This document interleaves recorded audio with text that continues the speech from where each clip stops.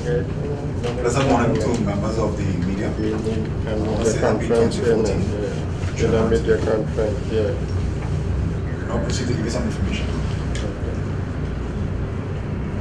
An exercise in the Iroquois district, arms, ammunition, and narcotics recovered. Okay.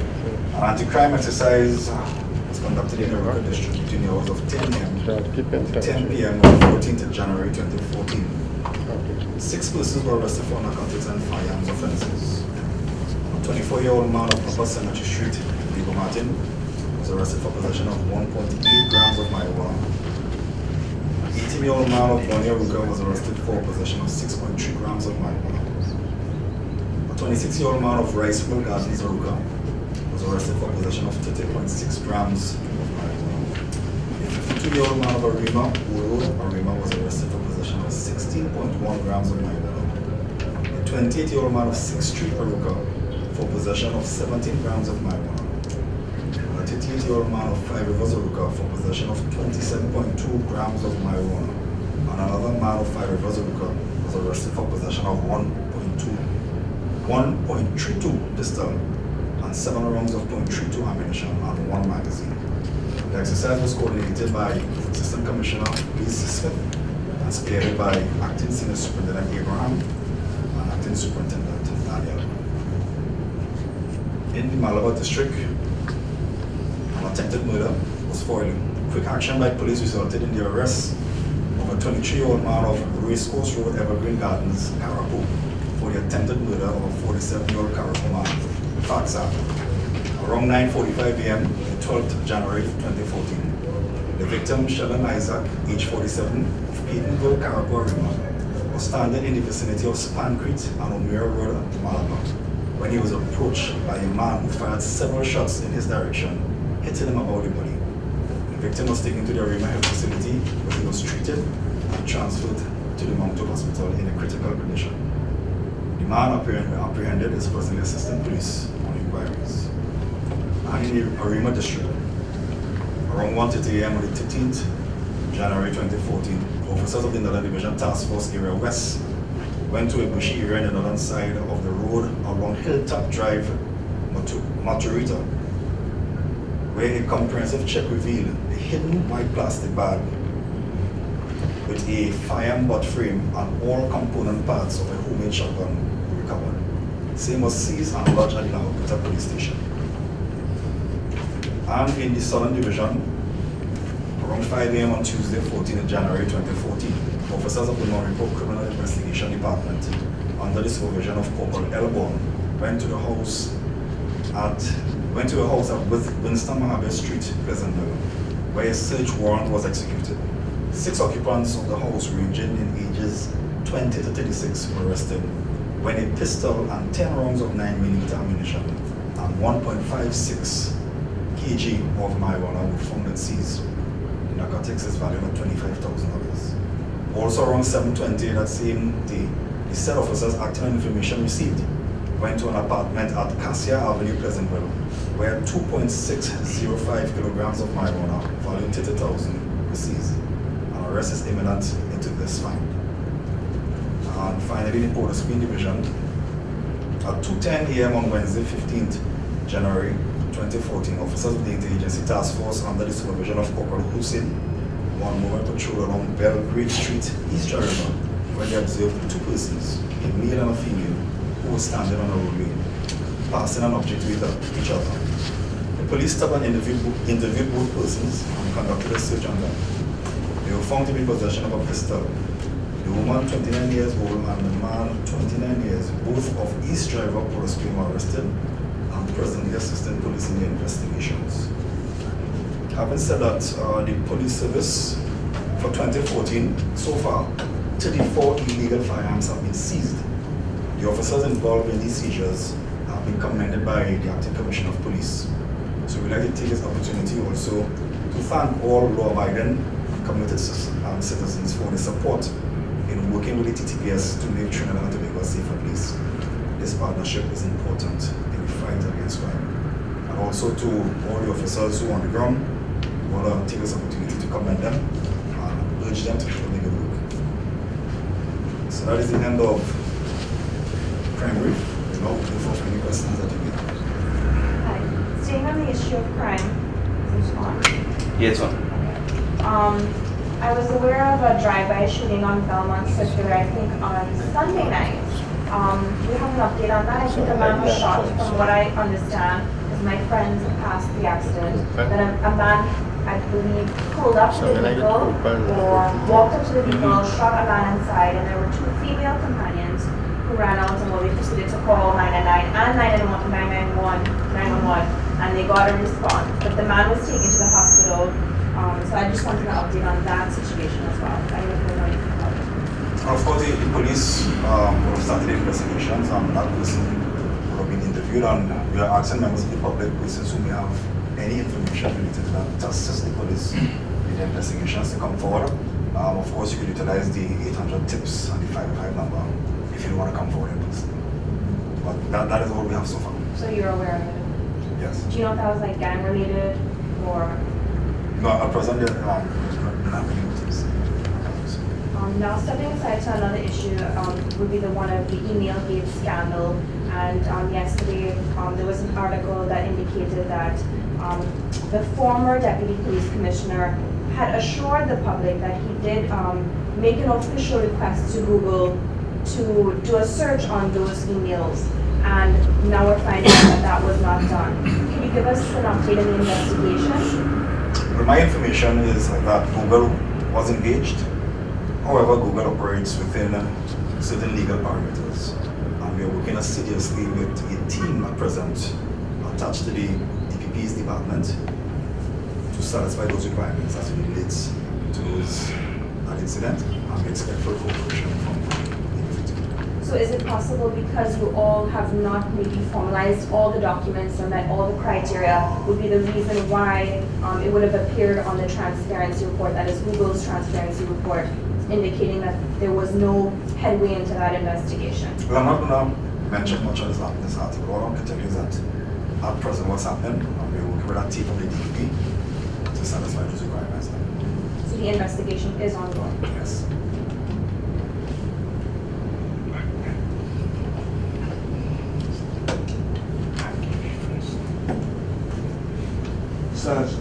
Sorry, Inspector. My apologies. Happy New Year to you and yours, sir.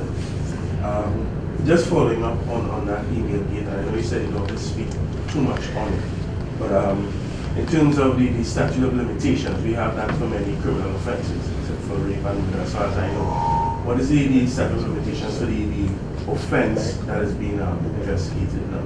Well, I don't have that information, but rest assured that the investigation is ongoing. No, you say it's ongoing, but many, including the opposition leader, believes that the police service are dragging their feet in terms of this investigation, given that it happened in May of 2013 and now we're in January of 2014, and there's reports, be it true or not, there are reports that Google have not received an official request from Trinidad and Tobago. In terms of the way the public perceives the police service and their investigations, what assurances, apart from investigations ongoing, can you give that would alleviate, firstly, the complainant in the matter, which is the opposition leader and the citizens of Trinidad? Well, generally, I'll just say that in TTPS, we investigate all matters with the highest level of transparency.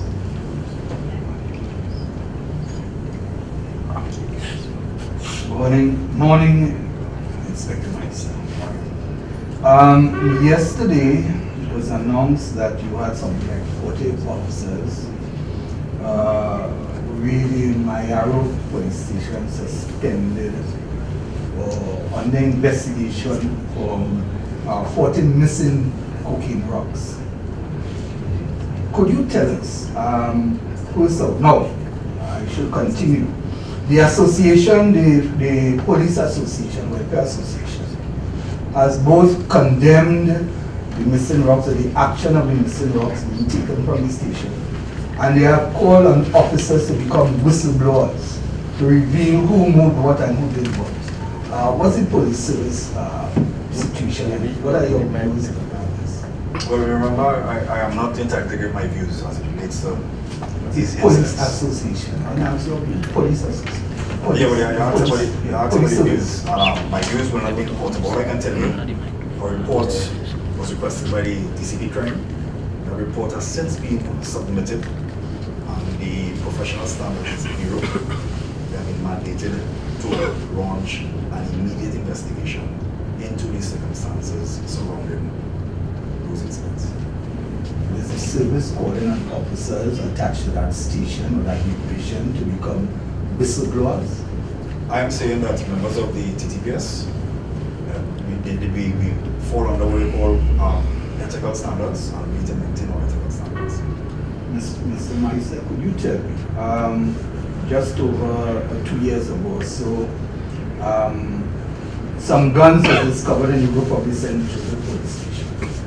You had marijuana and guns discovered in the Aruka police station. You had cocaine disappearing from Forest-Spade station.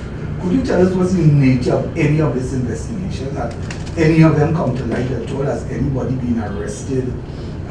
What's the situation with any of these investigations? That we have another one, do we expect the same thing?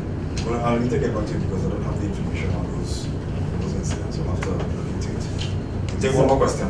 Mr. Meister, last year also, you had situations at TIWU where a man was shot and killed.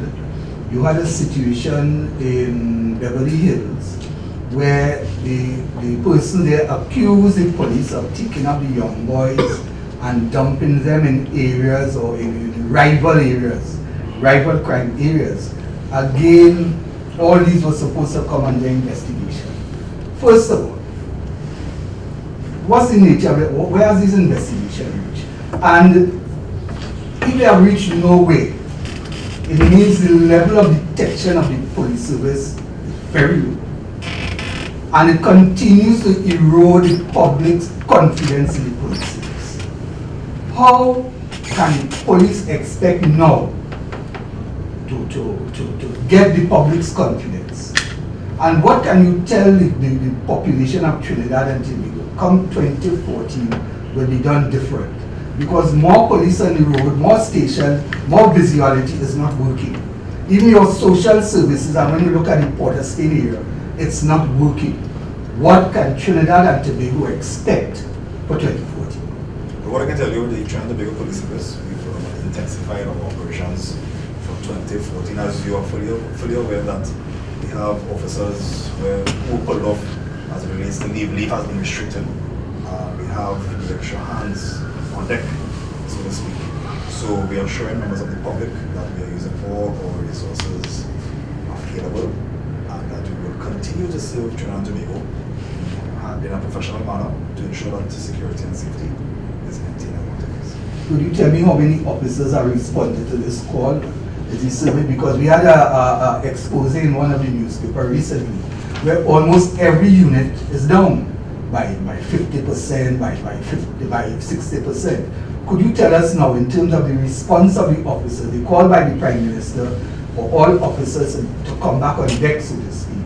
Could you tell us now if the police service is operating at a 85%, 95% level? All I can tell you is that leave has been restricted. Not the system administrative issues, so I won't get into that. But leave has been restricted, and we have a considerable amount of police officers at hand to deal with situations. So I'll take one final question before we close. This will be a 10-part question. No. Starting off with my colleague just ended off with in terms of the leave of the TTPS. Last year you posted a lot of the morale of the police service for various things. Stripping someone of their entitlement to leave. How would this boost the morale? And what was the effect of the morale in the police service now that many officers who were planning probably to take annual leave are now being restricted to go to work? What I can tell you is that being on the ground, communicating with officers, we have a situation where officers will indicate, and I will indicate this in officers also, that it is important that we have all hands on deck. It is important that we treat certain situations. If we don't treat certain situations, they're going to come back to haunt us. So based on that information, officers are ready and ready to go to ensure that our country is safe and secure. So the police officers are not upset that their leaves are restricted. Well, what I can tell you is that, of course, you will have 100% of persons in that situation, but generally, police service is ready and ready. And in terms of the detection rate now, and my colleague alluded to it earlier on, many of the units that we have, some of the officers are being taken from those units, specifically homicide unit, and they are being placed to patrol. Members of the homicide have spoken to me, and they are saying that this is dampering their ability to perform their tasks. In terms of the visibility of police officers on the streets, has that been negatively impacted, or has there been any impact at all in terms of the investigations of police officers regarding homicides, frauds, whatever? Right, so in response to your final question, No. Second to last question. in response to your final question, remember, it's the prerogative of the Commissioner of Police to deploy his men strategically as he sees necessary, and he has done that. And as it relates to the impact, I read a while ago the whole aspect of 34 firearms being brought off the streets. Police officers are working seriously, they're working overtime, and we want to commend them for that, and we want to get the members of the public on board to support us. We need to get persons partnering with us. If we don't get persons partnering with us, we cannot perform by ourselves.